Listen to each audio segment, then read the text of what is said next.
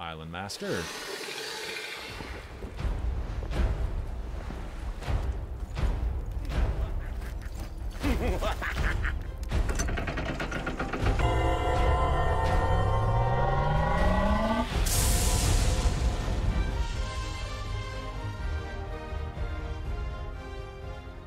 Admittedly, I did do a little bit of power gamey stuff involving the wizard, but that's about the only thing I did, and even then it's not that great because it's a farmer wizard. I'm splitting my food up amongst 3 different farmers, so it's never going to be as good as if it was just one farmer, taking in all the food and experience. Think of it, if I took a human farmer, would the experience cost reduction actually work on that guy?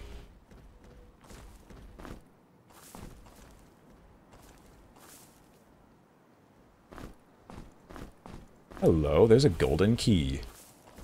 I think I know what to use with that. I think.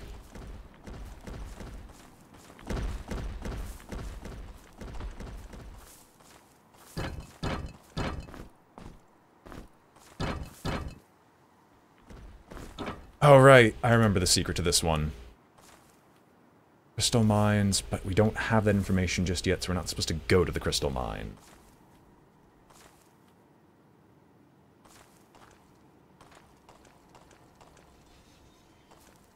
Yeah, we're not supposed to go to the crystal mines just yet.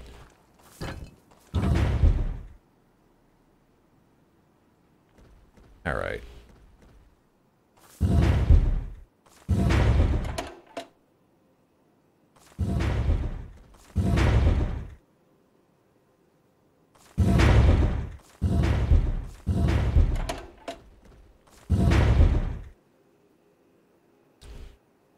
Be extremely careful because I will mess this up if I'm not paying attention. We'll take the iron key. I don't remember what the iron key is used for.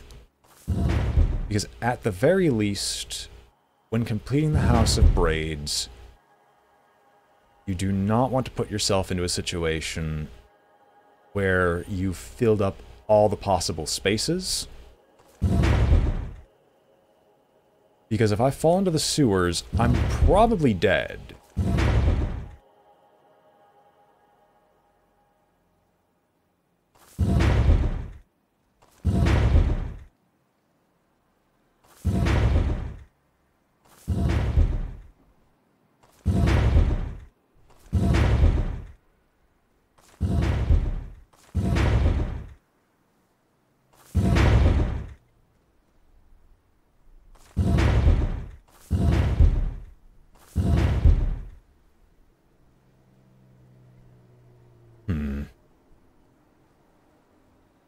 So I have to be careful because I can't step into that corner just yet.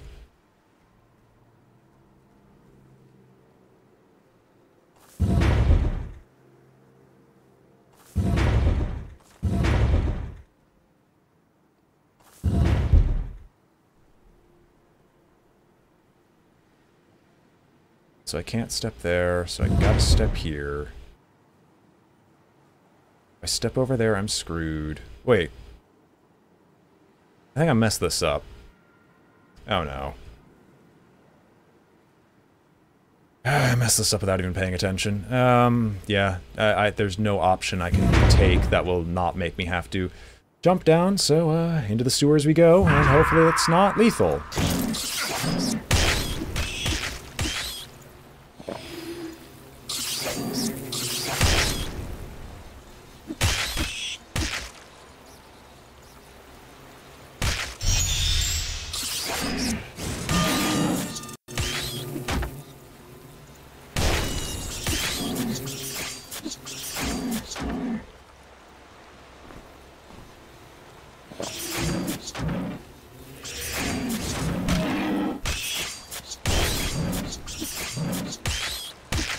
Okay. My elemental fears have been completely unfounded. And all I can say is, thank goodness for that.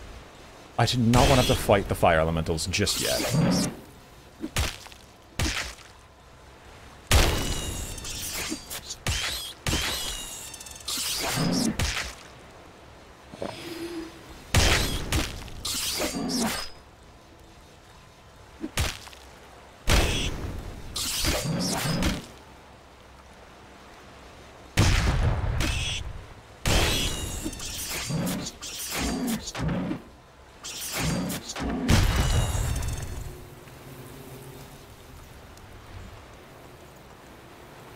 Okay.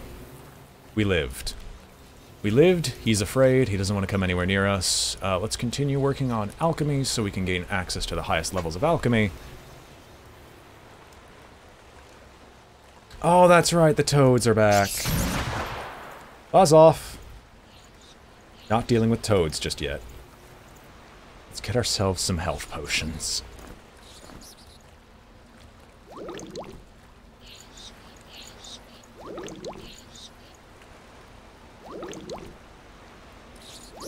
I actually think we're safe where we are.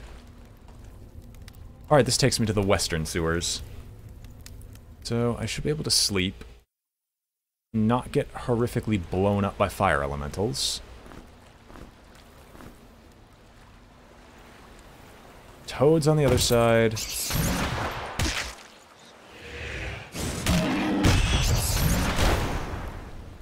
Now I just need this toad to die.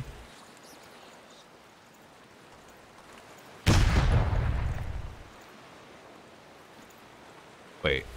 No, I don't have air magic, so I can't do any flamethrower shenanigans just yet.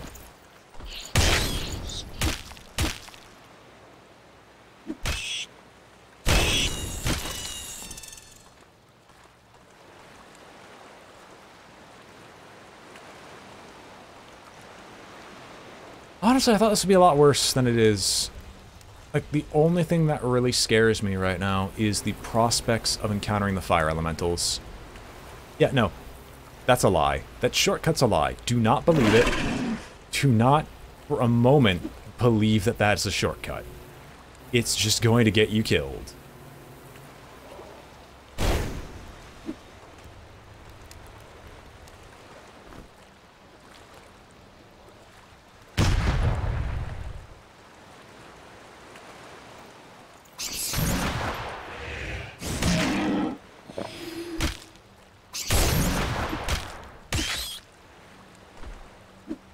Alright, Gunner, will you die anytime soon?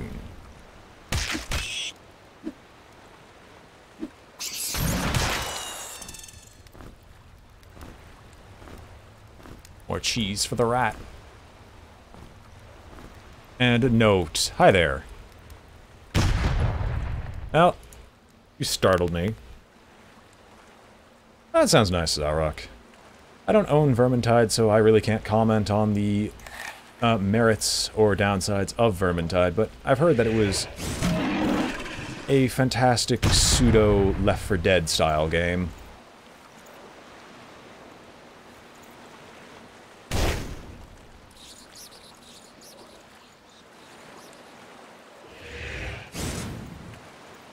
Come on, Toad, step around the corner.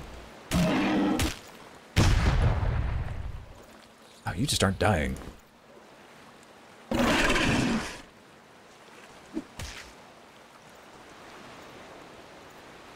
Fine, I guess you can eat this potion. Are you going to drop dead anytime soon? Yes, you are going to drop dead just in time for him to immediately open fire on us.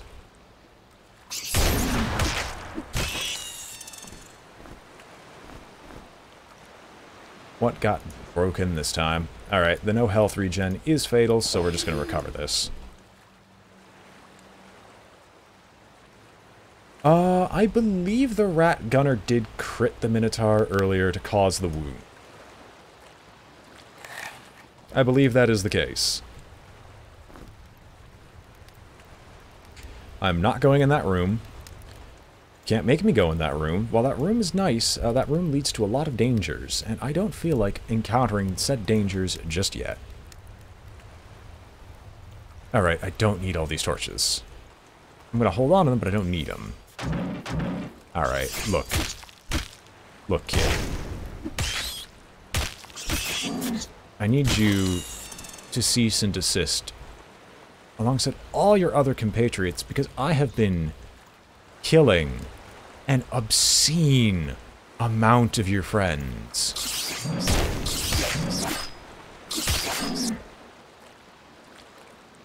Like, you probably are the last of your kind down here. And your rat friend too. Or your rat friend is assisting me. So if you just kindly go die in a little corner so I never have to see you again.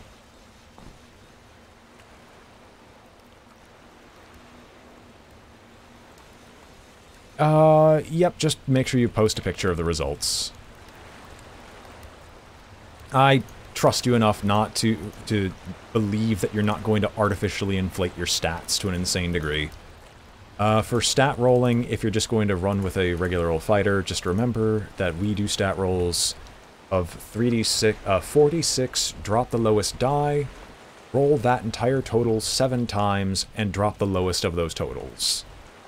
We normally prefer higher stat games just because we don't want the player to be completely we don't want you to have to specialize in exactly one thing and one thing only. Now, finally, for the thing I've been hoping for this entire time, the entire reason we came to the sewers.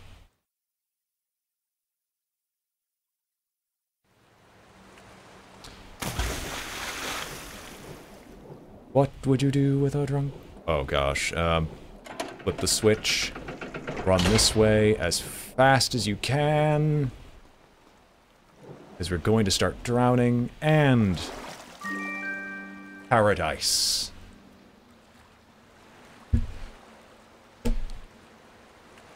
Alright.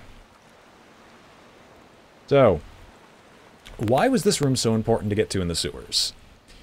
Why did I want to go into the sewers so badly? Well, it was for this room. I wanted to get to this room in the sewers in particular because it is one of the few sources of completely infinite food in the game. The fish down below here will respawn, I think, every day. So, if I so decide to, I can just periodically come back, fill up on food, and basically have infinite levels for my farmers. I was thinking that this sewer was going to be filled up with a lot of horrible creatures that I would have never wanted to see the light of day. But, thankfully, it turns out that the creatures I feared the most have yet to start populating this sewer. Vitality potion. I think at this point we can shove the vitality potion on the one off of a Minotaur because he's going to need it. And we'll continue to stack these bombs like there's no tomorrow.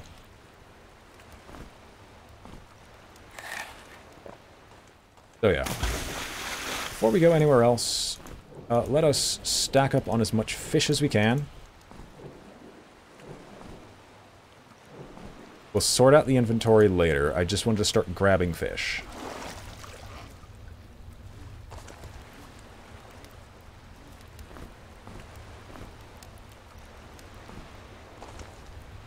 Alright.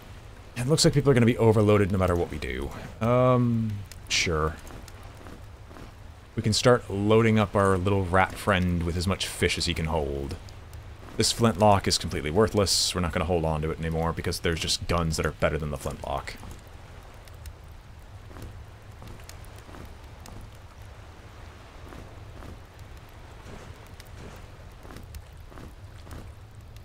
I remember when this pack in particular was completely full of just tortoise meat, and that was just causing us so many problems. Like you wouldn't believe.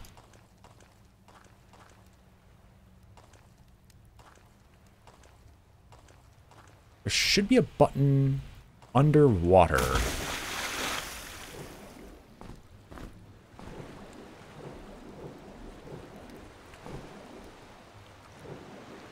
Right, this is what the golden key was used for. Or at least this is what this golden key is meant to be used for.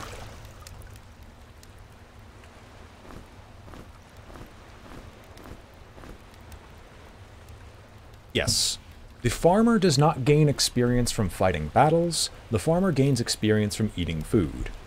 This technically means I could dump all my food on one character and make them massively overpowered, but at the same time, they start off with no skill bonuses, and their stat growth is very poor.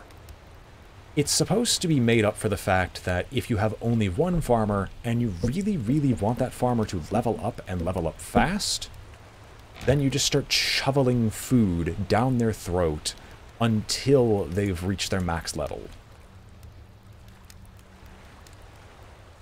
Or not max level, but a whatever level you want them to get to. It's why sources of infinite food, like the one I'm currently trying to exploit, are so valuable. Because with this source of infinite food, I don't have to concern myself with, say, I don't have to care about something as simple as... I don't have to concern myself with, like, level limit. I could just sit here and gain as much food as I can. I do remember the bonuses for certain foods. However, the only bonuses I can take, like, the only bonuses I can take are horned fruit and... oh, there's the key. Wondering where this was. The only bonuses, food-wise, that I can make do with are cheese and horned fruit, of which I already wasted one by accident because I had forgotten about this. Anyway, one of the best items in the game also resides in this little underwater section. The crystal shield. Its evasion stat is significantly higher than other sources. In addition, you're immune to petrify. You also have access to one of the best upgrades in the game in terms of special abilities. The special ability of the Crystal Shield is that you get to cast a mass heal on the entire party. However, that requires concentration too. Normally, you put the Crystal Shield on your wizard because he's the only one that can use it, until you level up your fighter to also have some concentration as well, because concentration is just generally a good skill to have on your entire party. Generally speaking. However, we got what we came for. Let's move on.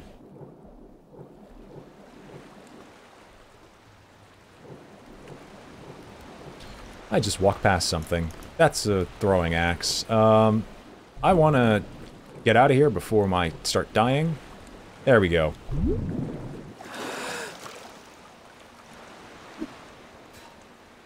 Basically, but you gotta remember, people in Grimrock will still starve if you just decide to eat all your food without any regard to what you're actually doing with that food.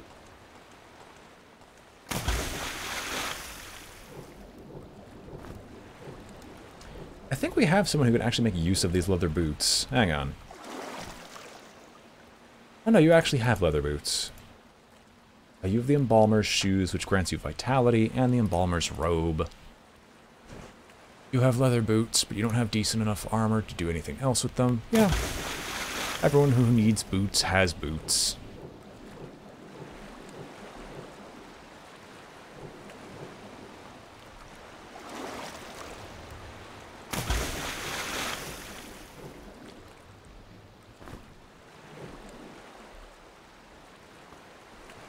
Well, we have another staff down, or another wand down there that we can make use of. But at the same time, we also have a new cloak. The Diviner's Cloak, which boosts energy regen. That is going straight in our wizard, because, by God, we need our wizard to be a little bit faster with what he does. Like, I need more energy on the wizard at all times. Shaman Staff also is great, but I think we need earth magic to use it. Hang on. Oh no, it's just concentration. Yeah, it's straight better than the Whitewood Wand. Into the water it goes. The Shaman Staff boosts the amount of damage our poison spells do. Unfortunately, we don't mess with poison spells all that often. There are so many traps in this area. Like, this is a shortcut. They're not lying about it being a shortcut. But there's also a lot of horror that stands before us. Also, do not walk into this room unprepared. Enter at your own risk. There's so many things I want to do here. There's so many things I want to avoid because it is just going to get me killed if I were to actually go out and do them.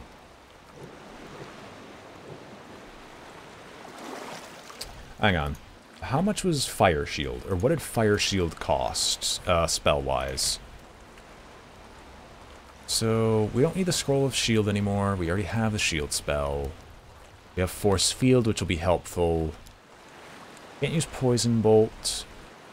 Shock Shield. That's Concentration 3. So, Fire is right here. Spell Fizzle. It didn't take an exponential amount of experience to level Twilight Alchemist. I would have given him the ability to cast Fire Shield right now. However, I think we're just going to deal with as much fire resistance as we physically can. Because this, we're just going to walk into the trap.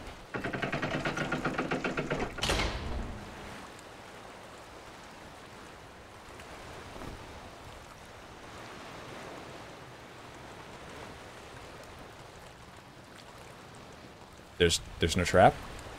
Okay.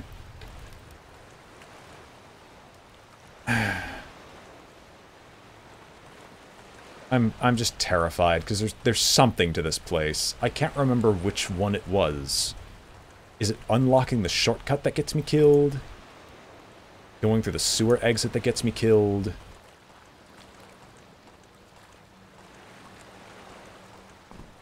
Which one is it? Might as well show off the stats of the two-hander. It's for heavy weapons, two-handed sword that also has the cleave ability, which I think allows you to attack multiple areas? No, it just deals a heavy amount of damage, and attacks everyone in a certain space. Whereas the Morning Star is strictly better.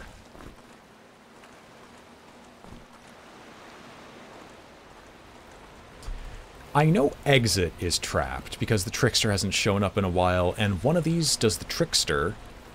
Another one makes it so you get hit with a ludicrous amount of fire elementals, which I'm not leveled up high enough to protect. Hello, Startup Tim. Sure, I can show off all characters, why not? Zarok Ebkoius, a combination of two of my longest-time viewers, is a Minotaur farmer who's basically acting as the warrior. Sorry, those things give me a heart attack every time I look away. These are his current stats. I built him to be strength and vitality, kind of as a pseudo-tank. His willpower kind of sucks, though. He has a lot of fire resistance, cold resistance, but that's normally brought up by his items as he carries a frostbite necklace, a mirror chest plate, a bear skull helmet, and bear pelt, so he's got a ton of strength on him. And generally just has items that are all over the place. His skills are set up to be two and heavy weapons, because I'm trying to raise the heavy weapons high enough to use their special abilities.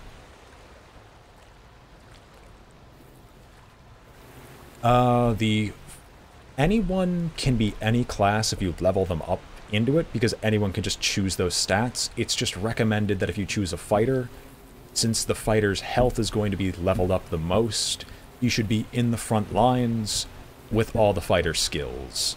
Anyone can technically be anything.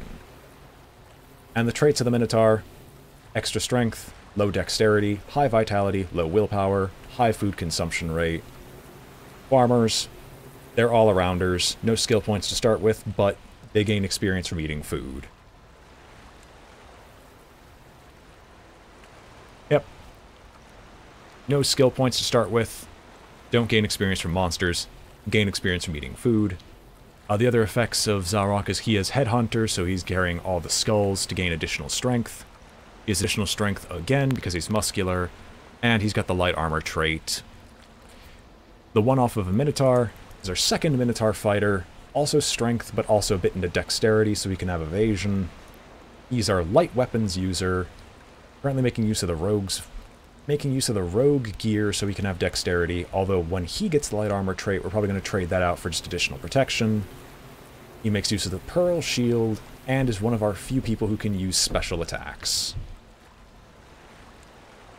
He doesn't have very high resistances, and thus he usually ends up dying versus whatever we're facing at the time.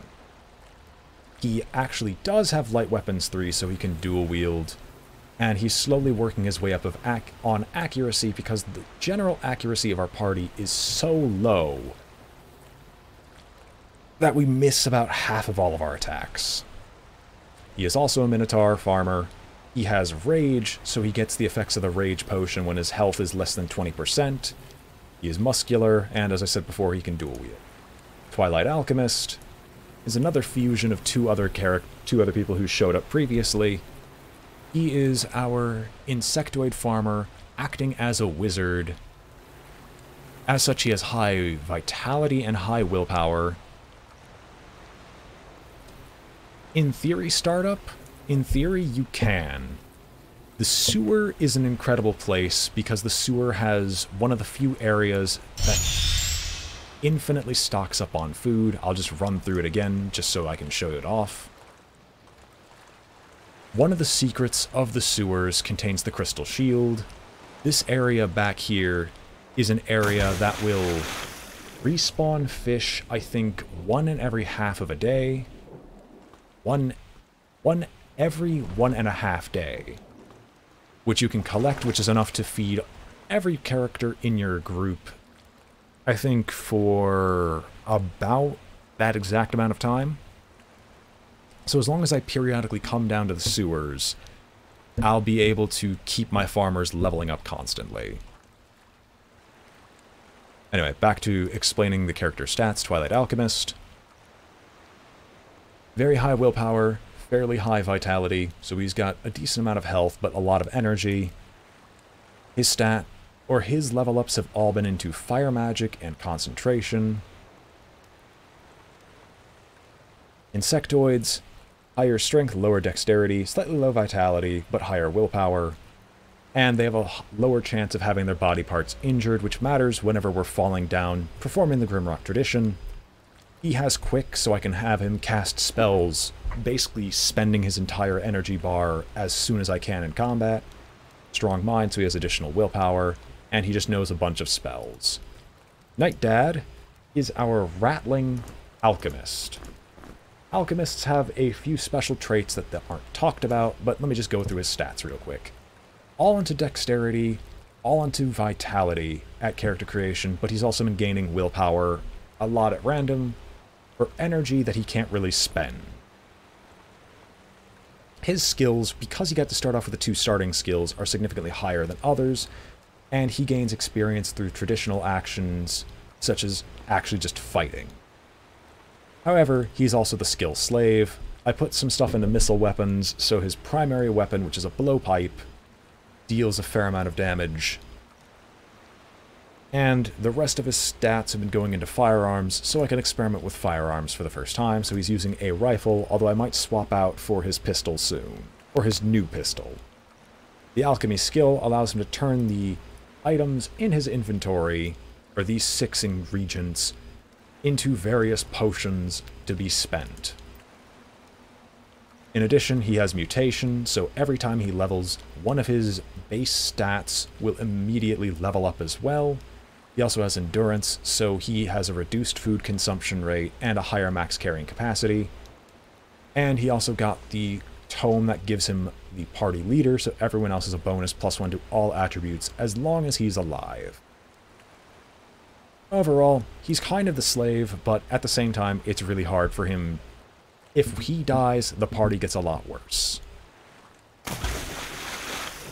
No, unfortunately, it doesn't work that way. All the experience the additional experience that I would have gained from that just goes to waste.